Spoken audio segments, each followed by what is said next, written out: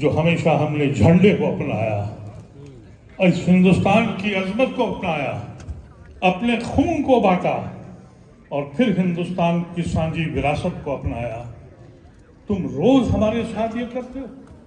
एक बात मैं बावर कर दूं आपसे, सुप्रीम कोर्ट में जो 2 मसाइल अटके हुए हैं जिसमें 5 तारीख को मसला है, पूरे पार्लियामेंट के अंदर एक एक मेंबर कहता रहा कि ये गैर कानूनी है, खुदारा इसको मत लाइए, लेकिन अपनी अक्सरियत के जोन में वो ले आए।